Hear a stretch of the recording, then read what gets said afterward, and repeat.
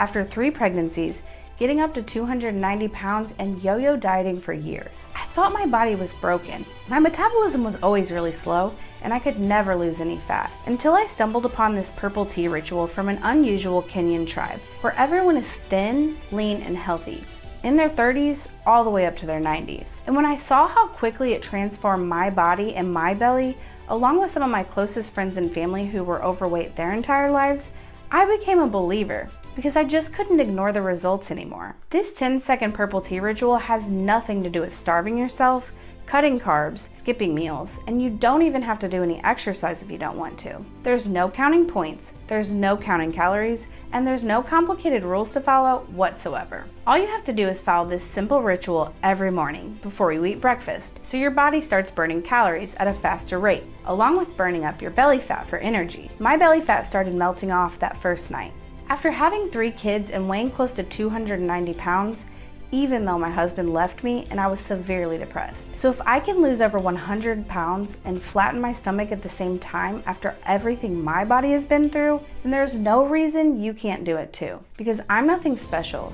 I just stumbled upon something that worked and stuck with it because my belly was flattening out so fast. People asked if I'd gotten lipo or a tummy tuck because I couldn't believe my flab and fat could just disappear like that. But once you discover the science behind why this purple tea works so well, then it's only a matter of time before your friends start asking you what your secret is. It doesn't matter if you have 15 pounds to lose or 115, if you're 40 years old or 90 years young, if you have horrible genetics and a super slow metabolism, or if you've never lost a single pound in your entire life. None of that matters because I can guarantee whatever you tried in the past did not include the breakthrough that you're going to discover here today. What I'm about to share with you is brand new and extremely controversial, and it goes against what everyone is telling you when it comes to fast and sustainable weight loss. So please, stick with me for the next 60 seconds because I'm going to show you exactly what to do to start losing 10, 20, even 30 pounds of pure raw fat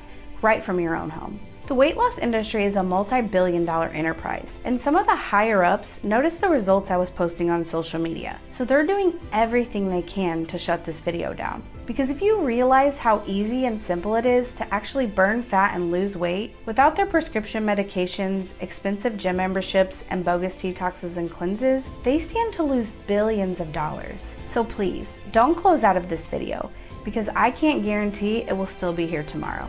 By the way, my name is Liz. I'm not a dietitian, I'm not a doctor, and I'm not a personal trainer. I'm just a single mom from St. Louis, Missouri, whose husband left her and almost lost 2 of my babies during childbirth because of my weight. My husband walking out on me because I gained over 80 pounds during our marriage was one of the hardest moments of my life. My self-esteem was shattered. The only man I ever loved slammed the door right in my face. I felt paralyzed, like I couldn't go on. And there I was with 2 baby boys and a baby girl, my life in shambles, crying myself to sleep every single night for months, not knowing if things were ever gonna change. And so with my back up against the wall, I made a vow to myself and my 3 kids, right then and there, to get rid of all of the extra weight. I wanted my ex to eat his heart out the next time he saw me. Not just to prove him wrong and make him jealous. I wanted to do it for me, because my kids deserve a mom who is active, can get down on the ground and play with them. Someone who's gonna be there for the long haul. I just couldn't be one of those moms who sat on the sidelines while their kids' lives passed them by. The only problem was I had no idea what to do.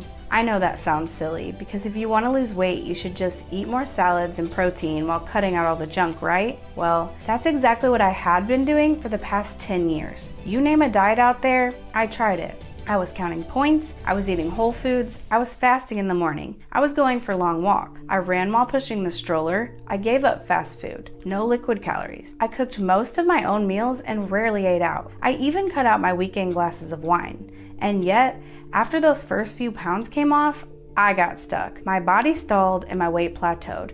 Like clockwork, this happened every single time. And it's not just because I had kids. I know most women blame their bodies after having kids because losing weight can seem virtually impossible once you become a mom. But for me, losing weight has been impossible my entire life. When I was a teenager, 3 of my friends and I were hanging out at the mall. When it was time to eat, we went to our favorite place, but there was an hour-long wait. When we finally got inside, the hostess walked us to our booth. And as I went to sit down, I quickly realized I wasn't gonna fit.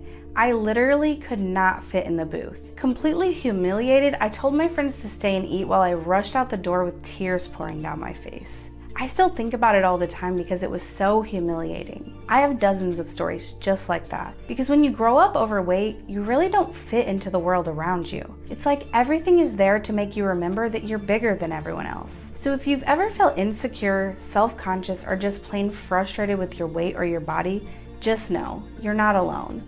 There's thousands of us, just like you, going through the same struggles, the same embarrassment, and the same emotional pain.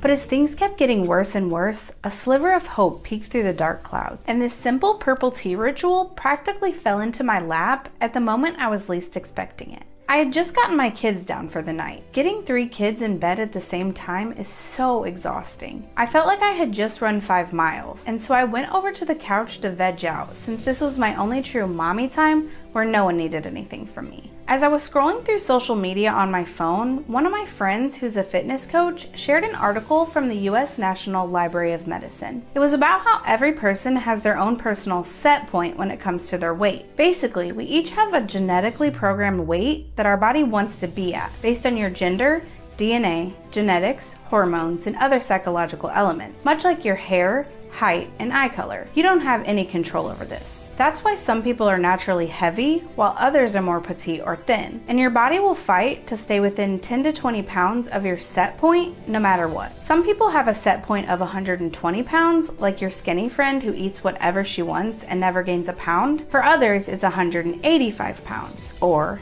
215 pounds. There's not much you can do about it. Just think, how many times have you hit a plateau? In the beginning, you lose those first 5 to 10 pounds pretty easily, and you can't help but get excited. Then your weight completely stalls. This sudden halt in weight loss is because your body is fighting to maintain its set point for survival. That's why you naturally become hungrier, and your metabolism slows down as you begin to lose weight. This is your body fighting to return to its normal weight, because that's where it wants to be. Unlike you, your body doesn't want to get rid of an extra 15 to 30 pounds as quickly as possible, and so it fights back to hang on to your fat, just in case of emergency. Now, I don't want to bore you with all the science behind this, but to maintain your body's set point weight, your brain constantly monitors how much food you're eating and responds by releasing hormones that either increase or decrease hunger levels. If you've ever been on a diet, your body is likely releasing hormones that increase hunger, which is why diets are so hard to stick to, because your body senses that you're losing weight and it ramps up your hunger hormone until you cave in,